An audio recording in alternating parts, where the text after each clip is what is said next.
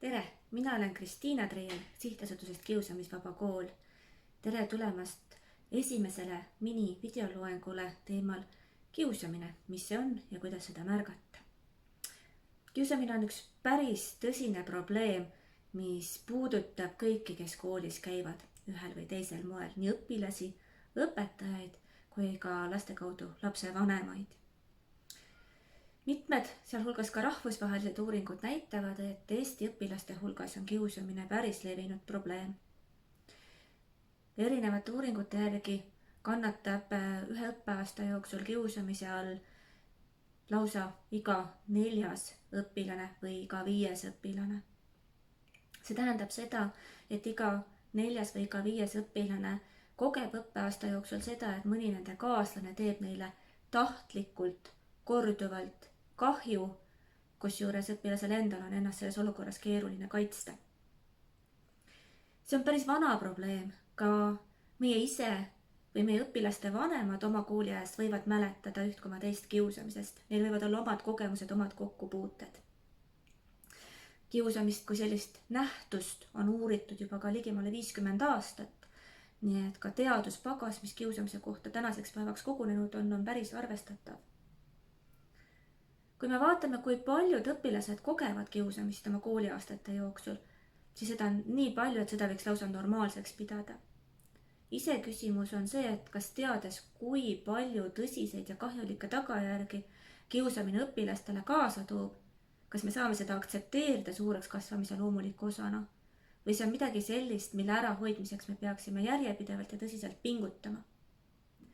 Ka järgneva õppematerjali osas on fookus sellele, et kuidas me saame kiusamist ära tunda, millised tagajärjed sellel on, ehk siis miks me peaksime püüdma kiusamist iga hinnaga ära hoida ja mida õpetaja tegelikult teha saab, mis võimalused ja valikud meil on, mis põhimõtted võiksid aidata meil edukalt tegutseda.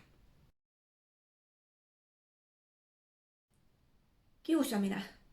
Nagu ma ka eelnevalt juba korra mainisin, kiusamine on selline käitumine, kus üks inimene või grupp käitub agressiivselt, teeb kahju meelega ja korduvalt ühele oma kaaslasele. Kusjuures sellel kaaslasel, kelle pihta neid asju tehakse, on keeruline ennast kaitsta. Need on kiusamise 4 defineerivat tunnust. Tehakse kahju, seda tehakse korduvalt, meelega ja jõudude ebavõrdsuse olukorras. Just nimelt seesamane korduvus on üks oluline aspekt, miks kiusamine võib jätta väga tõsised jäljed lapse arengusse, väga tõsised armid. Ehk siis tegemist ei ole oma olemuselt mingite üksikepisoodide jadaga, et üks kord tehti halba, teine kord tehti halba, 3. kord kiusati, piinati, vaid et ka seesamane aeg, mis jääb õpilasel nende erinevate episoodide vahele, mõjub teda kahjustavalt. Ehk siis juba hommikul kooli tulles või pärastlõunast kehalise kasvatuse tundi oodates on laps pinges, ärevil, sest ta ei tea, mis teda täna jälle ees ootab. Ja teine põhjus, miks kiusamine on väga tõsine ja jätab karme jälgi, on see, et see toimub jõudude ebavõrdsuse olukorras, ehk siis sellel lapsel, keda kahjustatakse, ta on mingil põhjusel nõrgemal positsioonil ja ta ei saa ennast selle kiusamise eest kaitsta, ta ei saa ise seda lõpetada. Ilmselt on ta proovinud kõik oma käepärased vahendid juba ära kasutada, kuid see ei ole õnnestunud, sellepärast saabki kiusamine jätkuda ja jätkub seni, kuni kõrvalseisjad ei sekku. Kõigile osapooltele on kiusamisel kahjulikud mõjud. Kõige esmane, mille peale me saame mõelda, on see, et keda kiusatakse. Temal saab väga tugevalt kahjustada tema sotsiaalne toimetulek, enesehinnang, minapilt, tema vaimne tervis võib saada suure trauma, ehk siis kiusamise all kannatavatel lastel on rohkem ärevust, on depressioonisümptomeid kuni suitsiidimõtete ja katseteni välja.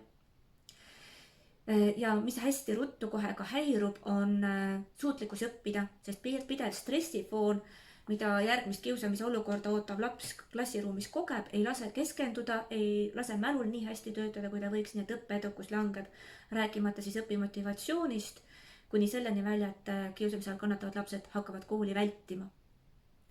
Aga ei pääse puhtalt ka kiusajad. Ehk siis mis kiusajate puhul uuringud välja toovad, on see, et sellised agressiivsed käitumismustrid kipuvad kinnistuma, kui nad on edukad ja kiusamise puhul sageli on. ja need mustrid lähevad täiskasvanu ikka kaasa. Ja näiteks kui Norras tehti üks pikk 30-aastane uuring, kus jälgiti neid lapsi, kes põhikoolis teisi kiusasid, siis leiti, et kui nad saavad noorte täiskasvanu ikka, siis neil on rohkem kui 4 korda suurem risk olla politseis arvel vägivaldse kuriteoga. Ehk siis kõik need pingutused, mida me suudame koolis teha kiusamise ärahoidmiseks, on samavõrra ka väga oluline vägivalla ennetus ühiskonnas. Ei pääse oma mõjudeta ka pealtvaatajad, kes on paratamatult klassikaaslastena kiusamise olukordades kaasas. Et klassis ei ole ühtegi õpilast, keda kiusamine ei puudutaks. See puudutab kõiki. Ja mis kahjud on pealtvaatajatele, ennekõike ka nende ärevusfoon igapäevaselt on üleval. Keegi ei tea kunagi, millal mina järgmine ohver olen või mis järgmiseks juhtub, sest enamus õpilasi ei kiida sisemas kiusamist heaks ja neil on paha, neil on ebamugav jälgida seda, mis klassiruumis toimub. Lisaks sellele moonduvad nende arusaamad ja normid sellest, kuidas üksteisega suheldakse, kuidas on lubatud üksteisega käituda. Ehk siis nad võtavad need väärastunud normid, need arusaamad ka hilisemasse täiskasvanu ikka kaasa ja sellised vägivaldsed suhted, kiususuhted võivad ka kergemini täiskasvanu eas juhtuda. Nii et kui me püüame ja pingutame ja tegutseme teadlikult selle nimel, et klassis kiusamist ära hoida, ennetada, siis me aitame kaasa igati paremini toimivate isikute kujunemisele. Me anname neile võimaluse kasvada parimaks iseendaks, teha julgemaid hariduslikke ja karjäärivalikuid ja nautida ka tulevikus edukamaid töösuhteid ja ka lähisuhteid. Kiusamine võtab väga erinevaid vorme, alates siis otsestest nähtavatest hetkedest, kus me tõesti näeme, et toimub mingi füüsiline rünnak, asjade kahjustamine, halvasti ütlemine, sõnadega kahju tekitamine. Neid on õpetajale täiskasvanul lihtsam märgata ja lihtsam ka sekkuda ja uuringud näitavad, et ka sellist nähtavat ja füüsilist kiusamist kipuvad õpetajad tõsisemaks pidama kui seda teist poolt, mida kohati on isegi rohkem, seda varjatud kiusamist, mida täiskasvanud, isegi kui nad pingutavad ja kõige parema tahtmise juures tahavad märgata, nad tegelikult ei pruugi näha või ära tunda. See on selja taga kuulujuttude levitamine, taga rääkimine, välja tõrjumine, suhetega susimine. See on see, et kui sa lased kaptenitel võistkondi valida ja siis seal on see viimane, kes on tunnist tundi viimane ja iga kord, kui ta meeskonnaga liitub, siis meeskond mitte ei rõõmusta, et jaa, me saime uue liikme endale juurde, vaid pigem on, et me ei taha teda. See on tõrjumine, see on varjatud kiusamine ja sellisel hetkel see paistab välja. Aga see on ka märkused, pilgud, repliigid, varjatud vihjed kellegi kehakaalu kohta. Et kõik see, kui seda toimub korduvalt, see mõjutab teise inimese enesehinnangut kahjustavalt, see on kiusamine. Me ei tunne seda alati ära. Varjatud kiusamisvormide alla läheb ka näiteks küberkiusamine. See on midagi sellist, mis sageli toimub kitsalt lasteringis või siis nii laias avalikkuses, et keegi võib-olla päris hetkel ei teagi, mis toimub. Ja küberkiusamise puhul meie kolleegid, õpetajad on rääkinud seda, et need juhtumid tulevad ilmsiks ainult siis, kui lapsed ise seda avaldavad. Sest need asjad toimuvad täiskasvanute eest peidus, teistes suhtlusgruppides, teistes ringkondades, me täiskasvanutena ei puutu sinna. Selle tõttu on väga oluline teha tõhusat ennetustööd, et lapsed üldse tuleksid ja annaksid märku, et midagi on valesti, kiusamine toimub.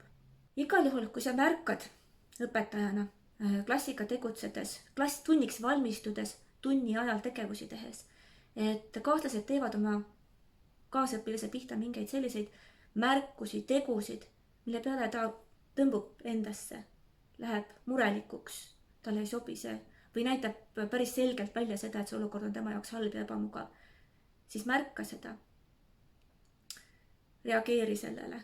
Kui sul on võimalik peatada see tegevus, peata. Kui sa kahtled, mis see nüüd on, kui tõsiselt on vaja sekkuda, siis üks võimalus on see, et ka sa pärast näiteks tunni lõppu delikaatselt tõmbad selle kannatava õpilase kõrvale ja uurid tema käest usalduslikult, et sa märkasid, et tunnis oli sul keeruline. Mis toimub? Kas see oli midagi, mis juhtus esimest korda või on see midagi sellist, mis juhtub sageli? Kas sa vajad abi? Ja kui laps esimene kord isegi ei räägi, mis temaga toimub, siis kui sa oled korra ukse tema jaoks lahti teinud, on küllaltki tõenäoline, et järgmisel hetkel võib-olla ta juba räägib. Aga sina jälgid teda, hoiad silmad lahti.